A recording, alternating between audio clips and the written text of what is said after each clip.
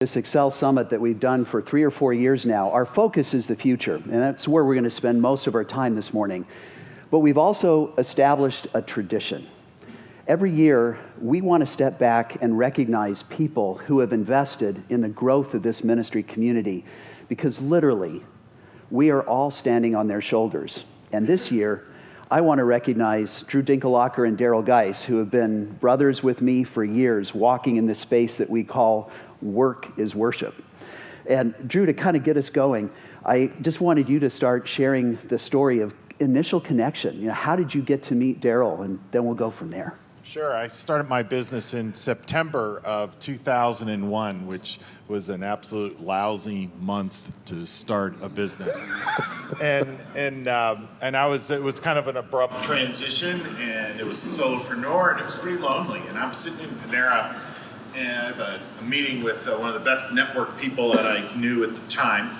And I'm just minding my own business, and all of a sudden I hear over the top of the booth next to me the words, Mike Sipple. Now, many of us know who Mike Sipple is, and the reason that was remarkable is my meeting later that morning was with Mike Sipple.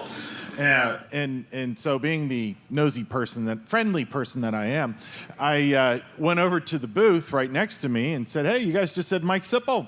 I'm Drew Dinkelhocker. And there's 3 people in that booth. One gentleman there puts out his hand and he says, hi, I'm Glenn Schaff. Woman sitting in the booth says, hi, I'm Kelly St. James from WAKW.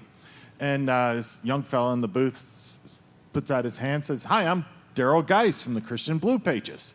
We're starting a Christian business network here in Cincinnati, and we're going to invite Mike Sipple to it, and we want you to come join us. Well, that opened a door. And for fellowship, for business opportunity, and it was just one of those experiences. And that just pulled at my heart and supported me through a very difficult time.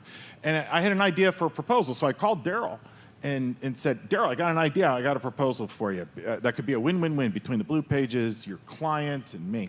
And he said, sure. So we sit down to talk about my proposal, and instead, we spent 2 hours talking about his proposal to his girlfriend, Karen, who's now his wife and has 2 sons. And he never did answer about my proposal there. We never got to my proposal. And that just was the launch of a friendship that's been a couple of decades long, that's extremely valuable to me, to both of us. And so that was just strong fellowship. And then that meeting with Mike Sipple, which I've had many of, he said, you know, you should talk to Chuck Proudfit. And I thought, my first reaction to that was, Proudfit, that's an odd name. Coming from somebody named Dinkelhocker, right? You know, that makes no sense. I wasn't going to say anything. That's right. Okay, hey, Proudfit, it just doesn't sound German. So after the 3rd person tells me, you should meet with Chuck Proudfit, I decided to take action on that. I was a little slow on the uptake on that, sorry. And so Chuck graciously gave me some time. We met at a Starbucks, and that was when you started to tell me about the concept of at work on purpose, and you really used this model of kind of a 101, 201 kind of model in describing that. It was the very early days. And at the end of that meeting, Chuck said, I want to pray for you. And it's like, great. And he prayed for not only me and my wife and my kids and my business and my future clients.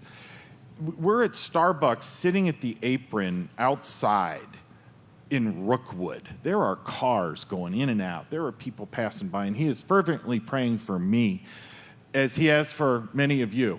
And I just remember thinking, there's something here that I've not experienced in my world, and that opened a door. And that was, and since then, my goodness, so many doors have opened relationally, kingdom-wise, business-wise. It's just been a privilege and a joy to be along the ride here. It's been quite a ride. It's been quite a ride. It's not over yet. Darrel, talk to us about how you and I connected, and then we'll go from there. Well, I will say I did marry the girl, okay, and we've actually served as mutual marriage counselors for each other ever since, I think. So back in the early days of At Work on Purpose at the old St. George gatherings that used to have there, I was kind of on the outside of the At Work on Purpose thing. I believed it was a good thing. Obviously, I'm in the business of connecting Christians together and supporting one another in business and ministry through the Christian Blue Network. And I thought, seems like a good thing, but kind of came and exhibited, didn't really buy in. Really, I don't think until I joined the collaboratory group, the roundtable group program, which was and is an amazing experience. For those of you out there that are part of a collaboratory here and At Work on Purpose, you know that relationships formed in there will be eternal, are lifelong on this earth and deep and very powerful and meaningful, and have some of my former and current roundtable members with me here tonight or today. So anyway. So that's when I really began to understand this concept of living life at work on purpose. And it was really the choices profile that really made the difference. So we can talk about that maybe now or later, but just understanding that everything's, as long as it's not sinful, everything we do is sacred. And being able to live that out in the work that we do and encouraging our clients to activate that in their own lives and in their own businesses has really been just so it gets me up in the morning. It's why I do what I do. I love walking alongside Christians in business. Choices profile, for those who are less familiar with that, this is an equipping tool that we've developed over the years, and you'll learn more about it this morning. But essentially, if we stop and think about it, every day when we go to work, we're making choices at work. And the choices we make at work are either moving us closer to God's will or further away. And so the choices profile is all about what it looks like to build a working witness, one choice at a time. And so with Darrel, we had an opportunity to explore how we could take this equipping tool and share it with working Christians that were becoming part of this Trust Blue Review network, this Christian Blue Pages network. And over the years in the collaboratory program, I actually remember the day like it was yesterday when you were talking about the caroling initiative that you had launched. And then it was Dan Buskin at Buskin Bakery who challenged you, and I was right behind him about building it. But share with this audience just a little bit about what that was, because I think there's a story there that we need to use as a learning opportunity. Well, yeah, I mean, we had produced a Christmas Carol songbook since 1997 in Cincinnati, and really inspired Christians to take back Christmas for Christ. It's been, obviously commercialized and still is to this day. And so we had this publication, and we continued to grow it and develop it, and business people were supporting it. But when I was a part of the roundtable program, I just sensed there was something more that needed to be done. And it was you, Chuck, that suggested at one of our collaboratory meetings that I consider launching a citywide Christmas caroling outreach and do it on one day, one night in December, and rally Christians to all go out and with their church groups or families or whatever to love on their neighbor and share the good news of Christ through these amazing Christ-centered songs that have been given to us over the centuries. And so I thought it was a crazy idea, to be honest with you. How am I going to do that? But so I went back to the team at the Christian Blue Network, and we talked about it, and I thought, well, we cannot do this on our own. So we need to partner with At Work on Purpose and other organizations, and Dan Buskin and Buskin Bakery came alongside of us, and others organizations have supported it, and we launched it in 2010. It's the 10th annual Go Caroling Cincinnati, we call it now, and that'll be this second weekend of December here in Greater Cincinnati. But the more amazing thing is God wasn't done with that, because it's not just Cincinnati. It's Dayton, Springfield, Columbus Central, Ohio, Akron, Canton, Cleveland, and Indianapolis and Central Indiana, all kind of spawned by our publications, Christmas Carol songbooks in those markets, but also the site gocaroling.com. An amazing thing about gocaroling.com, obviously it's very descriptive of what we do, right? But we didn't have that domain at all, and it was owned by someone out in California. And we thought, hey, there's this, we'd love to have that domain. That's the one we need.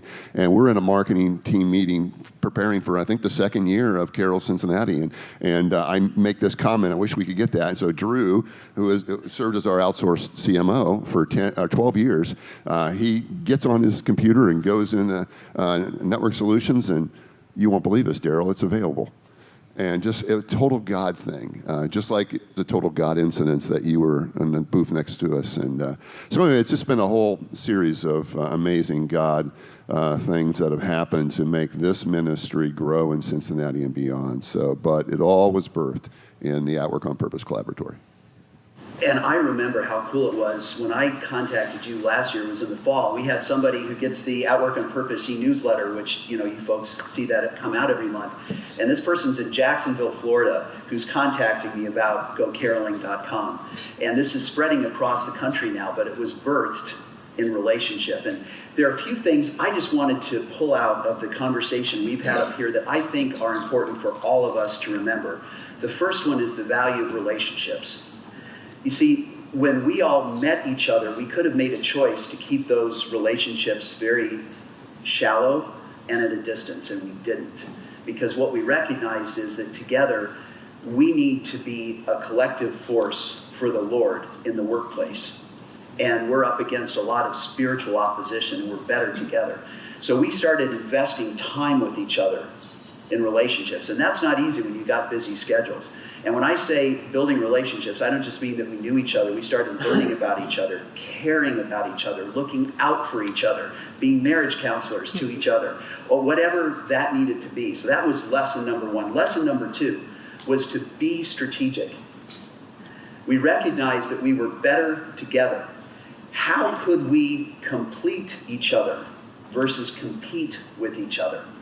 What would it look like for us to put, if you will, all of our cards on the table and say, here are all the different things we have. How could we honor God by building these together in a way that creates a synergy, right? Where the whole is greater than the sum of the parts. And I know that sounds obvious, but as many of you have heard me say over the years, everything tends towards silos in ministry unless acted upon by an outside force. And that has to be us. The third lesson has just been perseverance. Anybody who is pursuing ministry in the day-to-day work world knows that it is the path of more resistance. It's easier to just go to work and do your work. But if you're doing your work for the Lord, it means that you're setting a higher standard and you're putting out more effort. So we have been there for each other over the years. And believe me, not always celebrating. Sometimes we've been commiserating. Some of our ideas have worked and some of them haven't. But this relationship has. We want to leave you with that. Relationships, strategy, perseverance. And on behalf of all of us with this ministry community, I just want to celebrate both of you and thank you for being at work on purpose. We love each other.